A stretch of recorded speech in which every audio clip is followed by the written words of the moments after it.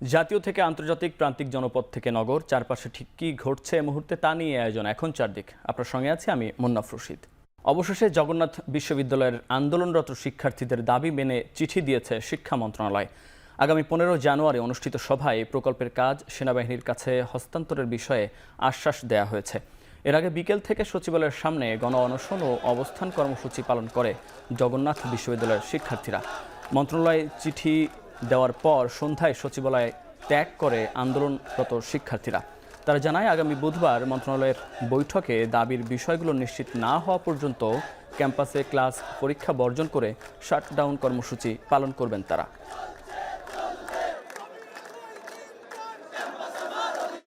আগামী 15 তারিখ বুধবার সেনাবাহিনীর কাছে কাজ হস্তান্তর করবে।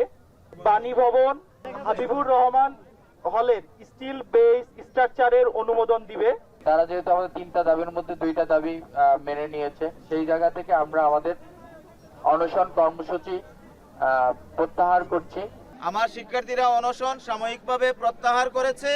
যে কর্মসূচি চলমান আছে, যতক্ষণ পর্যন্ত এটা দৃশ্যমান না হবে আগামী বুধবারের সভায়, সেই পর্যন্ত আমরা কর্মসূচিতেই থাকবো। প্রয়োজন বোধে আমরা আবারও ছাত্র এবং শিক্ষক মিলে আমরা বৃহত্তর কর্মসূচির দিকে আগাবো। জুলাই গণহত্যায় শেখ হাসিনা সহ গুরুত্বপূর্ণ অনেক ব্যক্তির কল রেকর্ড হাতে পাওয়ার কথা জানিয়েছে আন্তর্জাতিক অপরাধ ট্রাইব্যুনালের প্রসিকিউশন টিম। এসব ডিজিটাল তথ্য প্রমাণ যাচাইয়ের জন্য সিআইডির ফরেনসিক বিভাগকে নির্দেশ দিয়েছেন ট্রাইব্যুনাল। সোমবার ট্রাইব্যুনালের গোলাম মুর্তজা মজুমদারের নেতৃত্বে 3 সদস্যের ট্রাইব্যুনাল এই আদেশ দেন। একই সঙ্গে যাত্রাবাড়ি এলাকায় তাইম হত্যা মামলায় পুলিশের এসি তানজিল ইসলাম, গাজীপুরের কোনাবাড়িতে আরেকটি হত্যা মামলায় কনস্টেবল আকরামকে 20 জানুয়ারি হাজির করতে নির্দেশ দেওয়া হয়। পরে চিফ প্রসিকিউটর জানান, গণহত্যার সঙ্গে জড়িত ব্যক্তিদের বিভিন্ন ডিজিটাল তথ্য যাচাই বাছাই করা হচ্ছে। এদিকে ট্রাইব্যুনালে অভিযোগ দাখিল করেছেন জুলাইয়ের প্রথম শহীদ আবু সাঈদের পরিবার।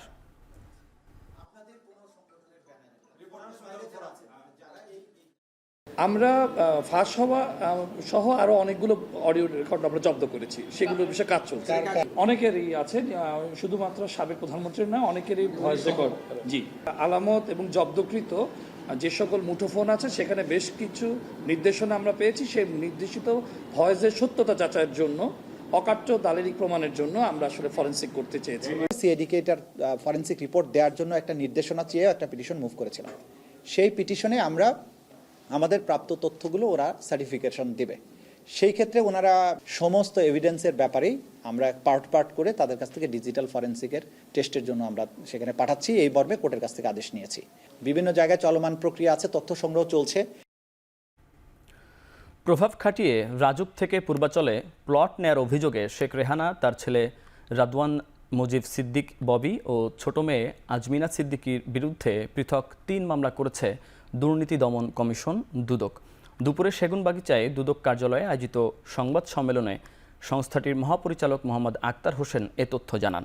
তিনি বলেন, দুদকের ঢাকা সমন্বিত জেলা কার্যালয়ে মামলাগুলো দায়ের করা হয়েছে।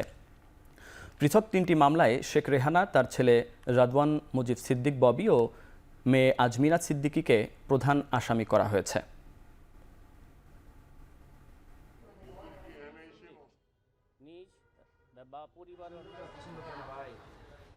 জনাব রেহানা সিদ্দিক,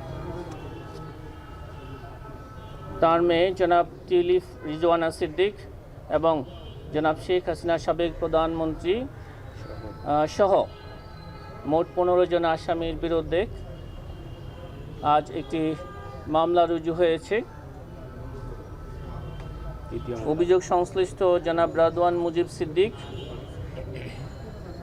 তার বোন জনাব টিউলিপ রিজওয়ানা সিদ্দিক এবং জনাব শেখ হাসিনা সাবেক প্রধানমন্ত্রী সহ মোট 16 জন গৃহায়ন ও গণপূর্ত মন্ত্রণালয়ের কর্মকর্তা এবং রাজুকের কর্মকর্তাদের বিরুদ্ধে বেআইনিভাবে ক্ষমতার অপব্যবহারপূর্বক রাজুকের পূর্বাচল প্রকল্পের প্লট বরাদ্দের অভিযোগে আরও একটি মামলা রুজু করা হয়েছে। জাহাঙ্গীরনগর বিশ্ববিদ্যালয় কেন্দ্রীয় ছাত্র সংসদ জাকসু নির্বাচনের তফসিল ঘোষণা হবে আগামী 1 ফেব্রুয়ারি। প্রধান উপদেষ্টাকে নির্বাচনী রোডম্যাপ অবহিত করেছেন বিশ্ববিদ্যালয়ের উপাচার্য কামরুল আহসান। রাষ্ট্রীয় অতিথি ভবন যমুনায় প্রধান উপদেষ্টা ডক্টর মোহাম্মদ ইউনূসের সঙ্গে সাক্ষাৎ করেন উপাচার্য অধ্যাপক ডক্টর মোহাম্মদ কামরুল হাসান। দায়িত্ব নেওয়ার পর জাহাঙ্গীরনগর বিশ্ববিদ্যালয়ের শিক্ষা ব্যবস্থা ও শিক্ষার্থীদের জীবনযাপন বিষয়ে কী কী অগ্রগতি ঘটেছে সে বিবরণী প্রধান উপদেষ্টার কাছে তুলে ধরেন। জানান, জাকসু নির্বাচনের জন্য ইতিমধ্যে খসড়া ভোটার তালিকা প্রকাশ করা হয়েছে। সবশেষ 1992 সালে জাকসু নির্বাচন অনুষ্ঠিত হয়েছিল। প্রধান উপদেষ্টা বলেন, বিশ্ববিদ্যালয় তাদের পরিকল্পনা অনুযায়ী জাকসু নির্বাচন আয়োজন করতে পারে। বাংলাদেশি কর্মীদের জন্য মাল্টিপল এন্ট্রি ভিসা ইস্যু করার জন্য মালয়েশিয়ার প্রতি আহ্বান জানিয়েছেন প্রধান উপদেষ্টা ডক্টর মোহাম্মদ ইউনূস। রাষ্ট্রীয় অতিথি ভবন যমুনায় প্রধান উপদেষ্টার সঙ্গে সাক্ষাৎ করেন বাংলাদেশে নিযুক্ত মালয়েশিয়ার হাই কমিশনার মোহাম্মদ সুহাদা ওসমান। সাক্ষাতে গত বছরের মে মাসে কাজে যোগ দেওয়ার সময়সীমা পার হওয়া 1800 বাংলাদেশি শ্রমিকের মালয়েশিয়া প্রবেশের সুবিধা দিতে আহ্বান জানান প্রধান উপদেষ্টা। আসিয়ানের সভাপতির দায়িত্ব নেয় মালয়েশিয়ার প্রতি অভিনন্দন জানিয়ে প্রধান উপদেষ্টা বাংলাদেশকে আসিয়ানের সদস্য করতে দেশটির সমর্থন কামনা করেন। এ সময় বাংলাদেশে আরও বেশি মালয়েশিয়ান বিনিয়োগ বাড়ানোর আহ্বান জানান প্রধান উপদেষ্টা। ব্যবসা বাণিজ্য সম্প্রসারণে ব্রাজিল বাংলাদেশের সাথে একসঙ্গে কাজ করবে বলে আশা করেছেন জামায়াতে ইসলামের নায়েবে আমির ডক্টর সৈয়দ আবদুল্লাহ মোহাম্মদ তাহের। সকালে রাজধানীর মগবাজারে জামায়াতের কেন্দ্রীয় কার্যালয়ে ব্রাজিলের রাষ্ট্রদূত পাওলো ফার্নান্দো ডায়াস ফেরেস সাক্ষাৎ করতে এলে একথা বলেন তিনি। সাক্ষাতে আগামী জাতীয় নির্বাচন নিয়েও রাষ্ট্রদূতের সঙ্গে আলোচনা হয়েছে বলে জানান সৈয়দ আবদুল্লাহ মোহাম্মদ তাহের। এ সময় এক প্রশ্নের জবাবে নায়েবে আমির বলেন, বিএনপির সাথে জামায়াতের কোনো বিরোধ নেই।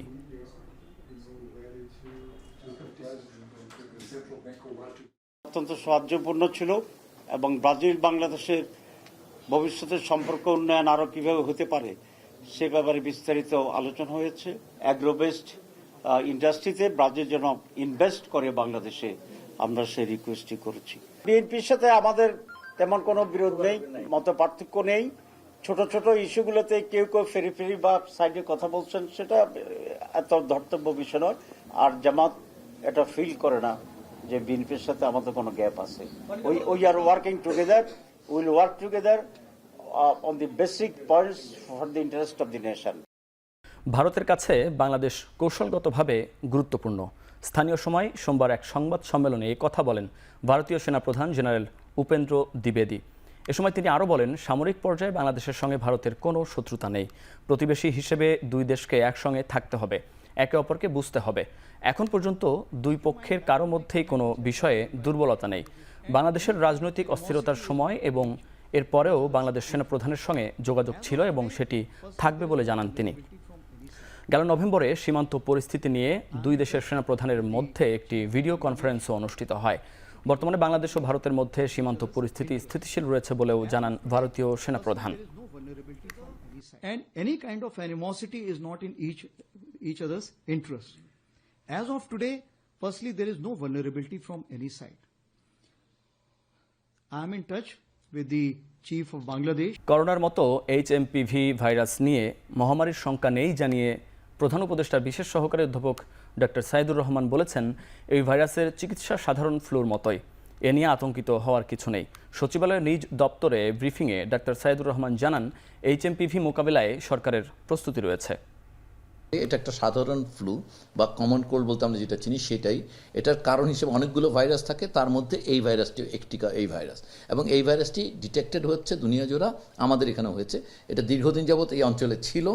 এইটা কখনোই এখন পর্যন্ত বলা হচ্ছে না যে এটা দিয়ে গুরুতর কোনো শ্বাসযন্ত্রের বা গুরুতর কোনো জীবন হানিকর বা ঝুঁকিপূর্ণ কোনো রোগ তৈরি হয়। 6 দিনেও নিয়ন্ত্রণে আনা সম্ভব হয়নি যুক্তরাষ্ট্রের লস অ্যাঞ্জেলেসের ভয়াবহ দাবানল। এতে প্রাণহানি বেড়ে 24 জনে দাঁড়িয়েছে। এছাড়াও খুঁজে পাওয়া যাচ্ছে না আরও 16 বাসিন্দাকে। রোববার দুটি আগুন নিয়ন্ত্রণে আনা সম্ভব হলেও এখনও লস অ্যাঞ্জেলেসের ইটন হার্স্ট ও প্যালিসেডের 3টি দাবানল নেভাতে রীতিমতো যুদ্ধ চলছে। দাবানলের লেলিহান শিখা নিয়ন্ত্রণে মাঠে থাকা 14,000-এর বেশি দমকল কর্মীর সাথে 900-র বেশি বন্দীকে যুক্ত করা হয়েছে। আগুন নেভানোর জন্য ঘন্টায় তাদের দেয়া হচ্ছে $1। দিনে এক একজন বন্দী আগুন নিভিয়ে $5 থেকে $10 বেশি উপার্জন করছেন। এছাড়া মেক্সিকো থেকে দমকল বাহিনীর 70 এবং কানাডা থেকে 60 জন সদস্য যুক্তরাষ্ট্রের ফায়ার ফাইটারদের সঙ্গে যোগ দিয়েছেন। ক্যালিফোর্নিয়ার দাবানল মোকাবিলায় ইউক্রেনের উদ্ধারকারী দলও প্রস্তুত রয়েছে বলে জানালেন দেশটির প্রেসিডেন্ট ভলোদিমির জেলেনস্কি। এদিকে দাবানলের মধ্যে কারফিউ অমান্য, অগ্নিকাণ্ড, লুটপাট ও মাদকসহ অপরাধমূলক কর্মকাণ্ডের দায়ে লস অ্যাঞ্জেলেস থেকে এখন পর্যন্ত 29 জনকে গ্রেপ্তার করা হয়েছে। শেষ করছে এখন চারদিক। এখন টেলিভিশন ওয়েবসাইটে দেখতে ভিজিট করুন www.ekhon.tv এবং ফেসবুকে দেখতে ভিজিট করুন facebook.com/tv.ekhon এবং ইউটিউবে দেখতে ভিজিট করুন youtube.com/c/ekhon tv।